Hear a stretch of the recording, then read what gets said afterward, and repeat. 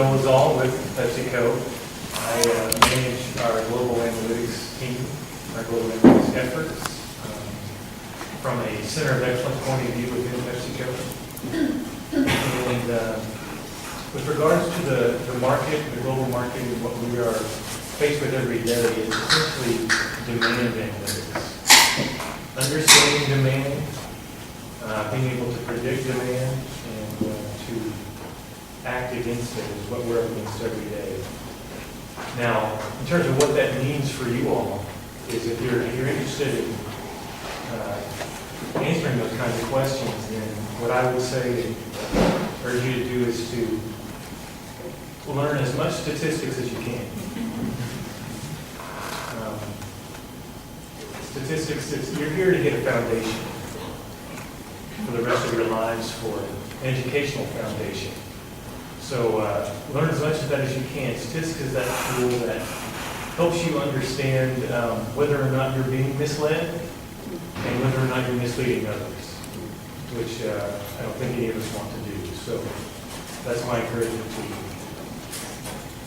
I'm Shay Tempano with PepsiCo as well, working with Luke and the guys running the Global Center of Excellence as it relates to insights and analytics. Well, we sort of group those three together on purpose, right? It's the analytics that are essentially the drivers of delivering or identifying compelling and relevant insights. But those two components can't stand alone unless you bring others with you, especially your stakeholders and the people that you're working with, so that you can build their capabilities in understanding what is it that we're trying to analyze, what are the insights, what is the complexity that drives the end story of the application back onto the business. So that's sort of the big reason why we put those three components together. I came from a background more so on the capability side, and a sales side, so a lot of people call me a little bit of a sales geek, but it becomes very crucial because if you can't effectively tell that story of what you're doing on the analytics and the insight side, then it makes it very difficult for you to be able to bring these others along to adopt the ideas that you're trying to relate to them, and then eventually, again, get to the right actions that you want to apply on the business so it delivers against your key KPIs or your key performance indicators. So it becomes very critical to be able to bring those three together, and that's what we do. Hi, my name is Andy Lammers. I'm with TracyLocke. We're an ad agency downtown. Have you guys ever watched that show, Mad Men? It's exactly like that. the drinking and the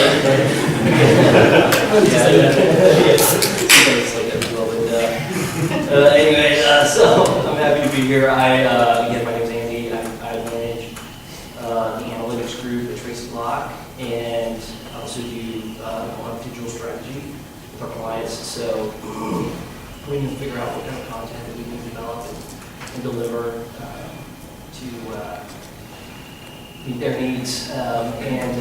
So one of the things that we look at, and I don't want to get too much into it, one of the first things we talk about with our clients is what are your business objectives? And then how do we align those business objectives with your social strategy? And then how do we track that and measure it over time? So I was just at South by Southwest, and it was actually very interesting in a lot of ways, because one of the topics that I attended was ROI, social ROI, how to measure ROI in a social space. And there were 4 people on the panel. All of them defined it differently, and all of them defined it incorrectly. So it's very interesting. There's a lot of ambiguity in the space, especially in ad agencies. Everybody likes to talk about it in different ways and define it differently. But I am a firm believer that you can measure ROI in social, and you should want to. If you're not, you're doing a disservice to yourself and your clients. So anyway. wise words. I'm Dimitris Sousis with TargetBase. We are an agency. We like to position ourselves as a customer engagement agency. With the analytics group, analytics is, for us, it's kind of mirrors probably to an extent what others would say, which is really strategy and analytics is together. Right? I mean, it's one and the same thing. How do you get insights to inform your companies? And it's interesting to me because analysis, it's a Greek word, I'm from Greece, right? So analysis literally means untying a knot, figuring out really how you can take something and tie it. So analytics, it's not just tools, it's not just really mathematics or statistics or anything else, it's the mindset. It's that inquisitive mind of what am I looking for, how am I going to get there, what sort of steps I need to take, and what I'm trying really to use as support material to be able to convince others and demonstrate. So as you know, as the folks before me kind of have touched upon, I mean, we are struggling, and you as graduates of the program, coming out really of this program, I mean, we're struggling really with the vast volume of data that exists today and how we are able to information and we remove all the noise and we get really to the important piece of the information, right? So definitely there is some statistics or tools, mathematical tools that allow you to kind of condense that down to something simpler. But that's not, it's a means to an end, right? You have to know what you're trying to accomplish. And you have to be able to be holistically putting the information from all the available sources. Some of that is really prior engagement patterns of your customers or consumers. Some of that is really research that gives you hypotheses that you can test in the marketplace. Especially with social, we are faced exactly the same exactly the same issue, right? So to me, social, there is not one method that defines the value of social. It depends on what is your goal, right? Pepsi as a brand may have a completely different reason how they're going to use the equity that comes really from social, and you're going to measure it at a different even time scale than someone is trying to push a purely promotional type of campaign that will drive really people to the local whole food, you know, the end of the week. So it doesn't mean that that campaign, for instance, doesn't build on equity, but perhaps the goal is much more short-term, much more tactical in that way. So you have to kind of be open, be holistic, ask the questions. And one of the things that I'm asking really for people that come new to our agency, to our group, is don't assume that whatever we've done here, whatever we do, is sacrosanct and it cannot be improved. Ask the questions. When you see something, when you see a campaign, when you see a piece of work, when your client describes something, ask the question, why? The more whys you can ask, the more deep you can go, the better analyst you become. And whether you're going to take your career much more in statistical application, in mathematical application of tools, or much more as a generalist and market analyst and so forth, ask the question.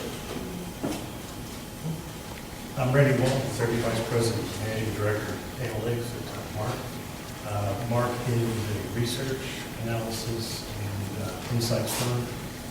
Actually used to be sister companies with TargetBase. And was started as the research department in 1965 for TracyLocke, or history. What we specialize in is predictive analytics, and meaning we're taking the data that, whether it's traditional research data, and as we wrap our heads around the big data, social, all these different data sets, and try to use those in a predictive, related manner to our clients' business. So what they were talking about earlier, which is not only what does the data say, but what do we do about it? What does it reflect? If I'm driving this activity in data, showing up in social or showing up in marketing, how does it impact the business in a real and true sense? So how many clicks am I getting, or are 20% of people more aware? But does it do something that the investors care about? Something that shows up in the balance sheet or shows up in the factory in terms of more sales, more profit, something like that. The thing that's really changed for us over the past so many years is really the whole area around marketing analytics that used to be research. If I had a question, if I want to know how lunch was, my sample was, you have people sitting to my right that work at TargetBase, and I get a question, ask them the question and find out. But it's really not about going and getting data, and you know, there's just so much data out there that doesn't actually match each other. So you have all these contradicting viewpoints and contradicting pieces of information that you have to fill in and get them to connect. Really, what we're looking for when I'm looking to hire people and we're looking to talk to our clients about getting all those things to match each other, trying to create a story out of what is basically a chaotic set of data. So looking for somebody who's intellectually curious, has those underpinnings of really strong math skills, the ability to relate data and understand how things relate, and really wanting to tell a story of what that means and what to do about it. It really requires an investment not only in understanding what we're doing, but really understanding our clients' business and what they're trying to accomplish. So it's much less about, this is what the data says versus this is how you use it, how you deploy this. When you use that analysis, not like that.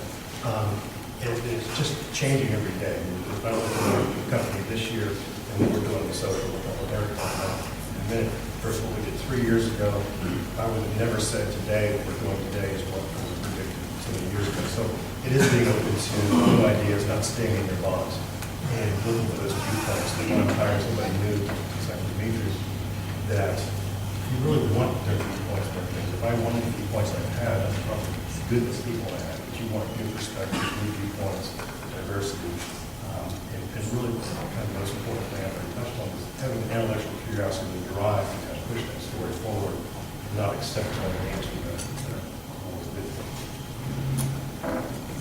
I'm Lisa Ray, and I'm with KBM Group, literally right down the road. I'm Vice President of Analytics Strategy, and we are a customer engagement agency, and we represent a very, very diverse set of clients, practically every industry that you can think of. I think that the thing that I would say is, if you notice, we're kind of all saying the same thing. You know, it's all about insight in the data. You know, data itself doesn't mean anything if you don't have the application, you know, and what does the data mean? And that's what I look for is, you know, we can get programmers to just manipulate data and spit out charts and all that. What we need is the analytical mind that what does this data mean? What is the story that it's telling you? You know, you hear the phrase all the time about knowledge is power. That's true, but I always say knowledge is power, but application is key. Knowledge doesn't mean anything if you can't apply that knowledge, if you don't know what the story is, what your objectives are, and what you're trying to accomplish. So I think that's like the number one thing that I look for. Second thing, tied in with what Randy was saying is ask questions. You know, never accept anything at face value, but ask questions of the data itself. If something doesn't feel right, you know, data's data. Data's not perfect. You know, so ask questions. Don't be afraid to question, you know, the business as usual. Don't be afraid to question the data. You know, when you think about it, we're all consumers ourselves. You know, so it's like put yourself in the consumer's mind. It's like, does this make sense that a consumer would act this way or think this way or behave this way? And then the third thing is about integration, that it is no longer, no one has the luxury anymore of being just a social marketer or just a, you know, display or search or, you know, just the website. Everything is so integrated. You know, the consumer journey is not linear. You know, it used to be linear. You read an ad in the paper, you went to the store. You got the direct mail piece, you called the number. You know, everything is happening in you know, I mean, it's almost like chaos theory. Maybe we should take a class on chaos theory. But it's all connected, and so constantly keep that in your back of your mind, that if you are doing something with social, well, how is this going to influence, you know, my display advertising or my search? Is it consistent? Is there synergies in there? Can I take advantage of one to prop up the other? So those are really my three things. Hello everybody, I'm Slavis Margia. I'm the EVP of Marketing Intelligence, and I run Marketing Intelligence for Wunderman and KBM Group, and we work very closely with things like that. Wunderman and KBM Group are part of WPP, and he's already gave an introduction. First, I want to say I'm very excited to be here. I can feel the energy in the room. It's great to be amongst young people. We learn as much from you as you guys learn from us. And I want to thank UTD for continually giving us opportunity to have this experience as well as NetBase. My only message, without repeating what others have said, is that it's incredibly exciting to be in this field in this moment. Data used to be maybe backroom historically and maybe for weeks, but today data is the new black. The opportunity in the field of data analytics, marketing analytics is just amazing. It's exceptional. You're looking at data, and our clients are referring to data as the beautiful data. You're referring to data as the emotional data. So the amount of innovation that's happening in this field is absolutely staggering, and I don't know a more exciting field to be in than doing what you're all collectively are doing today. So it's incredibly exciting, and I think the need for individuals that have a solid foundation and skill that's both based in statistical theory and application, and those individuals that have creativity to turn data into beautiful data, those types of individuals are going to be incredible demand in the marketplace in the future. So you guys are doing the right thing, and thank you for making us part of that. My name is Eric Swain. I'm the Director of Social Analytics and Insights at Market Research and Corporate Training. And Andy, I moderated that panel that you just mentioned, so we should talk about that. All right, keep saying. I hope you don't find a method of diminishing returns as we go further down the line because we have less and less to say because of the round covering. But I'll try to find some niche left over. I actually started out life as a front-end developer, and I was very, very happy about my code. I was very, very meticulous about my indenting. I was very excited about HTML4 at the time. And I was very, very particular about how I implemented websites. And then I sat down in front of Dreamweaver 1.0. And it utterly chased me out of that industry because at that point, code had become utterly democratized.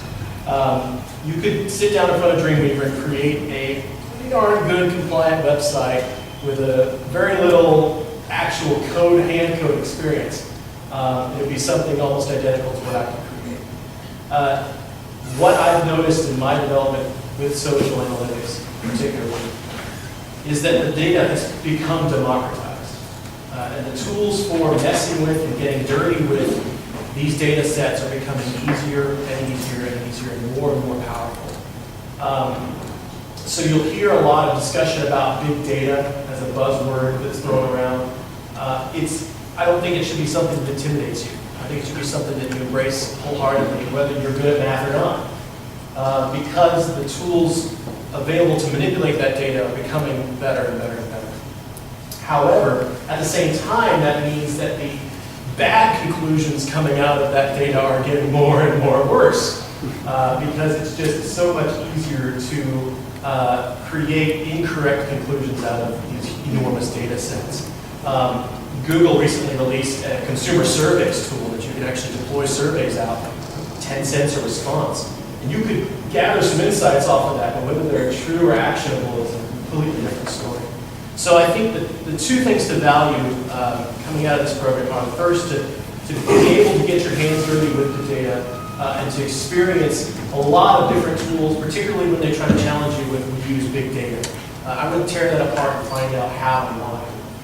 And the second is that the value is going to shift from manipulating data to qualifying insights. To being able to determine, is that insight correct or not? Is that insight actionable or not?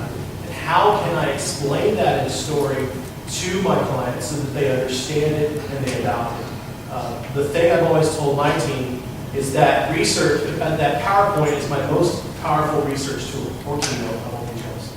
But if you cannot explain your story in a way that gets adopted by the organization, your research is useless. It's not a grenade you throw over and hope for an impact.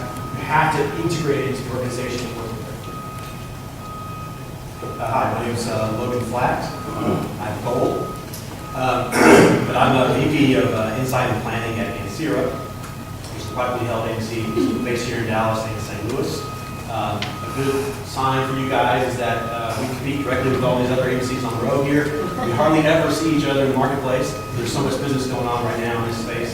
And we've been growing leaps and bounds and hiring left and right, even while we read the paper, at least, that the economy's not doing great. But we've definitely been seeing a lot of business come our way over the past year or two. I want to echo Eric's comments about essentially all that you're doing here about statistics and modeling and analytics is a basic assumption to us out there that you'll know that stuff and that you'll be able to use it. But it all comes down to the human-to-human communication in the end about how you use your insights to persuade clients to take action or not take action, maybe basically change what they're doing inside the organization or their business. so they can make more money, essentially. And really telling the story is really what it's about, and using data to tell the story. And we've really found at Ansira that the way we get clients and keep them for 8, 9, 10 years is by building trust with them. And as opposed to many of our other agencies that are out there who are doing more branding or more softer things, we can come to our clients with data to support what we're recommending that they do. And that increasingly over time has built a lot of trust up with our clients to where they always know they're going to get facts from us, and it's going to be unbiased and objective. So they really value that, and that's really what helps us drive our business. So I would very much suggest that as you go out there and look at the marketplace, know that it's a pretty good place out there right now, and that but you got to be able to communicate well, present well your insights and findings, because ultimately you're trying to persuade clients to change. I have the luxury of going last. After all those great things you said. My name is Malcolm DeLeo. I'm the Chief Analyst at NetBase. And I guess the story I would tell everybody, and what you need to think about is, I'm a PhD chemist working and playing market research on television. I spent my career working in the front end of innovation and change management.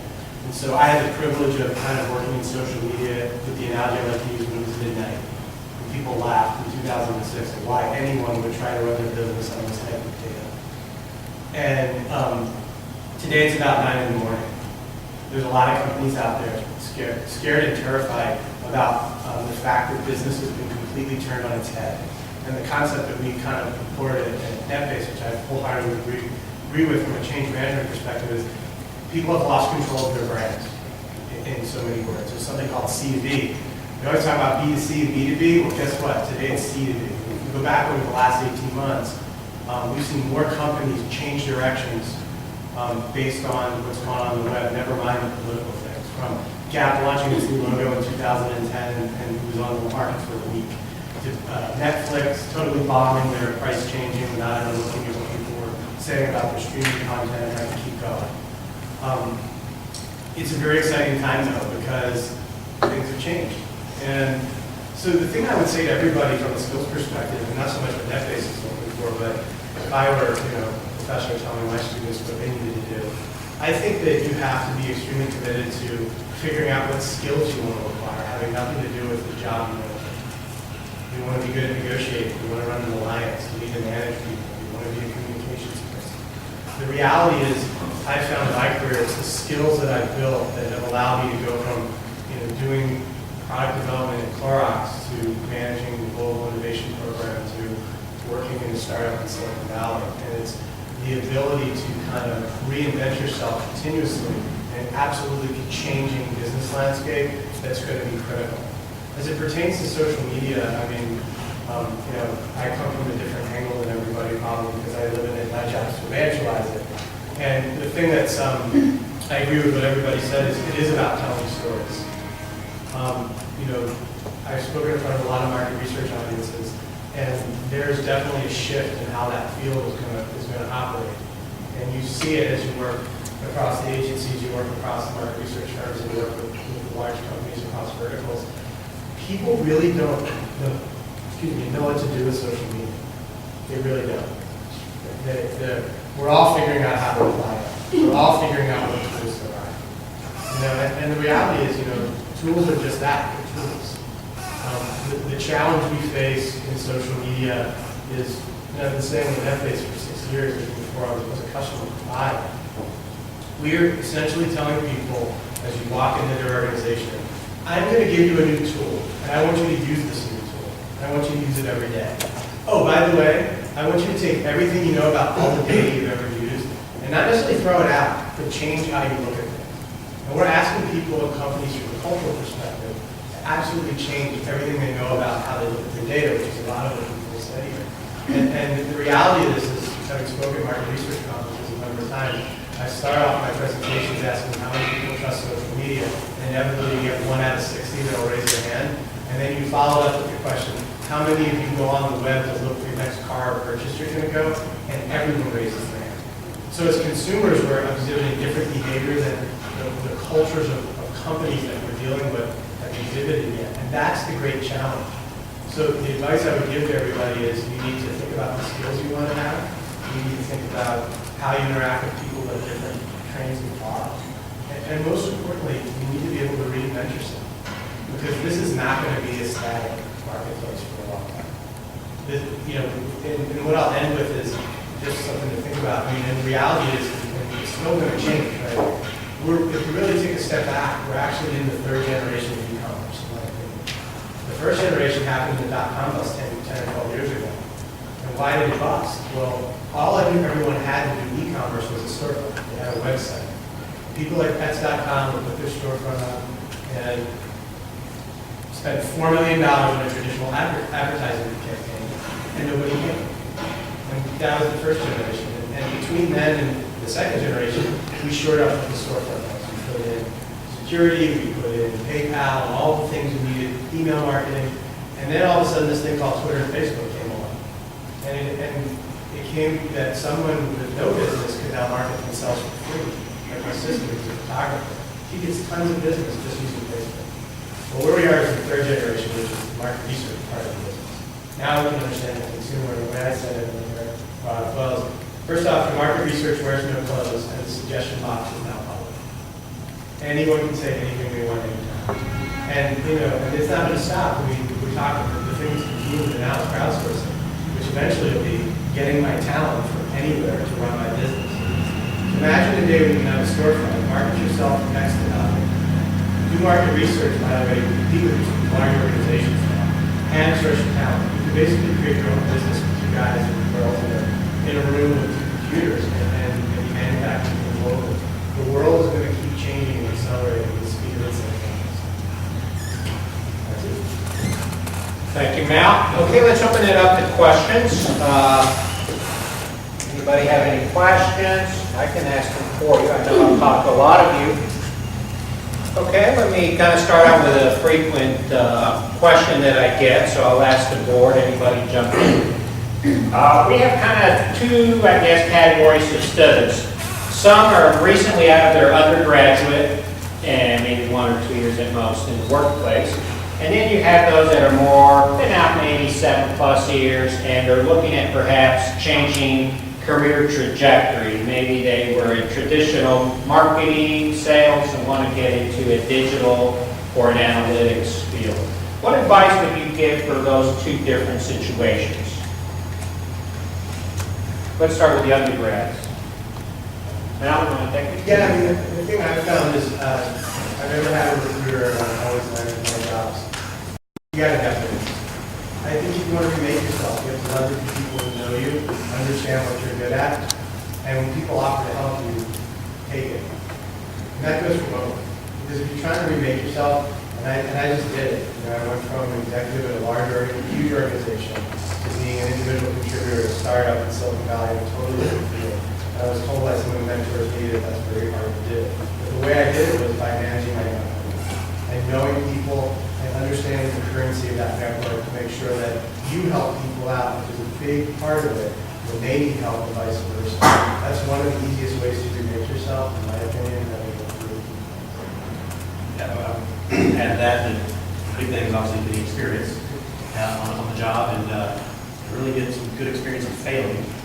Because failure is how you really learn the most, by trial by fire in many ways. But I would view failing and failure as a good thing out there because you're going to do it plenty of times, and there's always some lessons you learn from it that will you'll be able to take with you to your future jobs. And once you get into a little bit older, more experience, it starts to feel a little bit more intuitive to you and more gut feel how you deal with situations. You begin to see patterns in people and organizations that you learned when you were younger, but it certainly gets better as you get older. Because you failed and succeeded, and really begun to just get more confident over time. One of the things that I would add, with people that I've interviewed over the years is, and I know you've heard this before, but you've got to be comfortable speaking and telling the story. Going back to what we just said, is it's all about being able to tell the story. So tell the story about yourself, but also give examples. I love nothing more, and unfortunately so rare, when somebody brings examples of what they've done. And with what we do with analytics, and because we're looking for people that can tell a story, can convert the data into a story, bring an example. You know, blind it, you know, if it was from a company, take that information out. But why not? Why can, if you take the time to show up with a resume, take the time to show up with 2 or 3 examples of a story that you told, of how you converted data into action, you know, and a story. That's what I would love to see, and it's so rare. If you'll let me switch this to slightly bit of a plug. I'm also I'm on the board of a group called Digital Dallas. It's on meetup.com, just look for Digital Dallas. About 650 people, and it's a curated community of people that actually do digital work. So no recruiters, nobody that doesn't actually work in this space. We do encourage students to come as well. What's fantastic about the community is you can actually meet people that are involved in digital work of all kinds. It could be startups, it could be creative, it could be gamification, it could be 3D modeling. We also meet at a lot of different companies here in Dallas. And I think there is so much digital opportunity in Dallas specifically. I don't know if you knew this, but Dallas is the #2 city for headquarters of the Fortune 500 behind New York. So it is a fantastic place to network and meet individuals. There's a ton of different groups that meet regularly, from the Social Media Club Dallas to Digital Dallas to DFW SEM group. Find some groups and ingratiate yourselves with them, and that'll definitely help you. In fact, like the WordPress group, I don't know if you've seen that one, they meet up, they have 200 people attend some of their WordPress sessions to learn what's new and plugins, etc.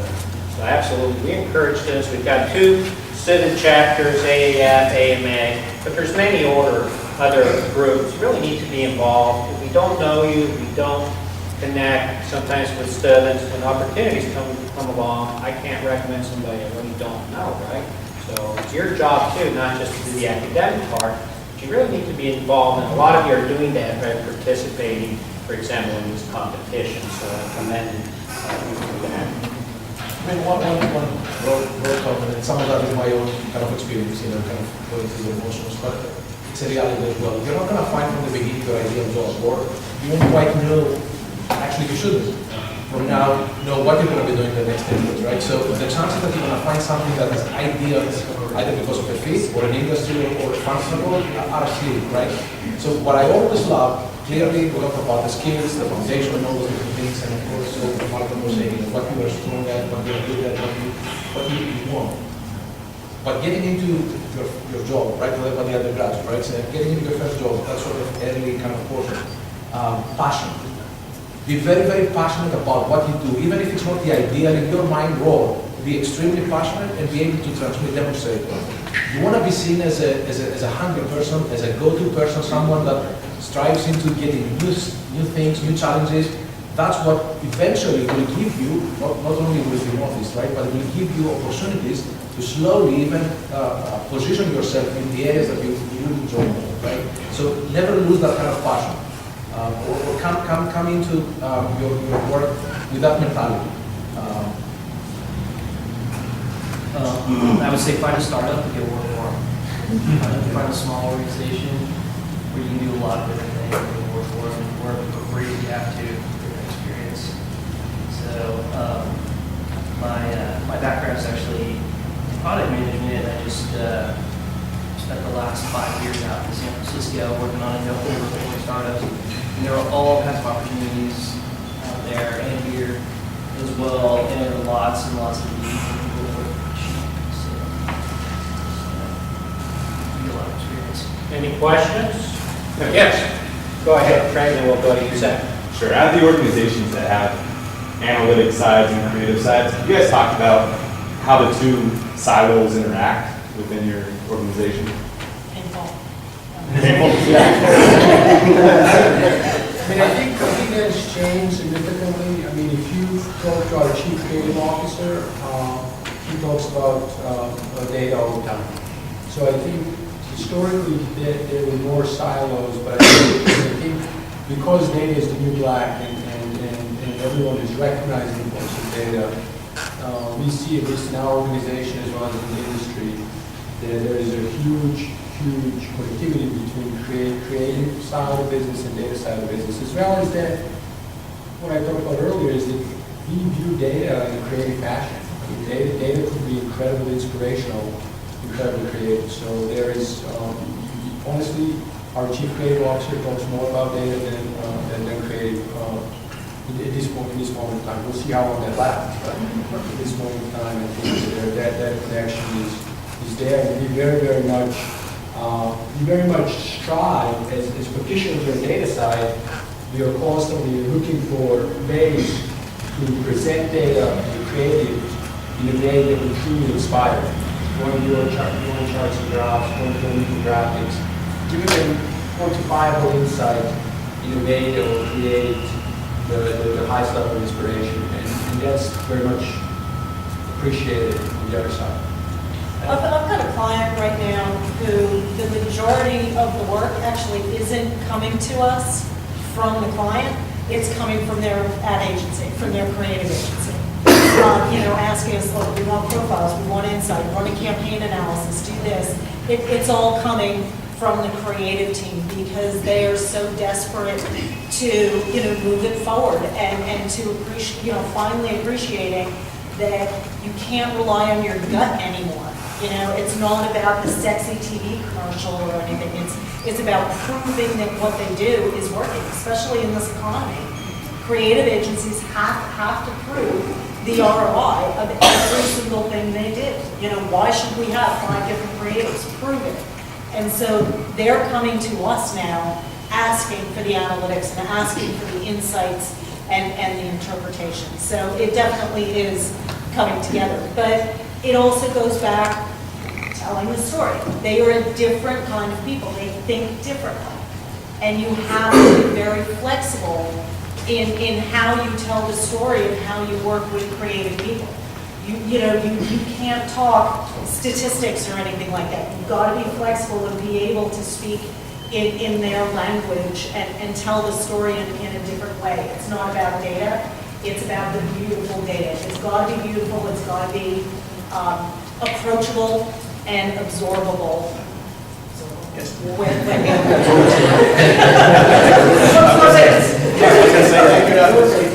think the best thing that happened to the marketing and advertising industry is the elimination of the creative award shows, where the creatives often focus on the wrong thing, which is trying to win awards from their peers.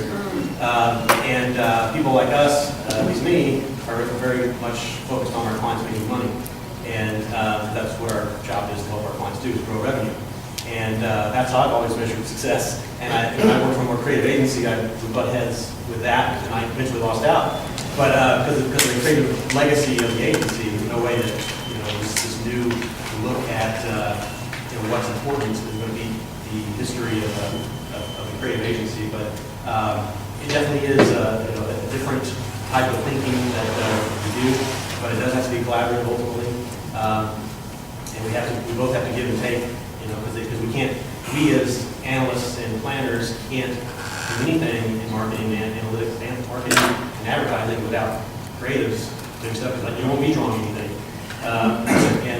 So we're very much dependent on them, and we have to work together effectively to help our clients. So we're going to take one more question, but before I do, I just saw Mike Kassab, great friend of UTD. He's president of Savitz Research. Come in. He's been very generous to the school, his company, and Jeff, giving us projects, internships, etc. And he's going to be one of the judges. He was just a little bit late. So we want to welcome you, Mike, and we're going to be going Great to see you all, and thank you. And I'm looking forward to it. Thank you. Sure. So the last question, so we stay on schedule. The Dean, I'm sorry, we're going to have to skip that one. Zach is the last question. The Dean writes my check, and he said, I want this over 4, so we're not. I don't know if you've all dealt with him, but if he says 4, it's 4. Zach, good question. I feel like every second that I take, I'm taking out a new check, so I'm going to put. This is specifically more towards Andy. You mentioned working for a startup company. Can y'all just talk a little bit about working for a startup company as opposed to like a Fortune 1000 or a Fortune 500 company? The pros and cons of that. I'm probably the only undergrad here, so I'm looking at getting my first internship. And, That's a great question. I used to work at IBM as well, which is huge, humongous. Like I said, there's a huge, huge difference. And the biggest difference, in my opinion, was just the way my mind works, I want to do a lot of different things. And at a place like IBM, the organizations want to put you in a box, and organizations want you to fill a specific task and do just that one thing and not be too creative about that thing. And I think they have to be for a number of reasons. Otherwise, it would be complete chaos. But when you're working in a startup with 5 people in a garage sometimes or whatever, you can do all every day is different.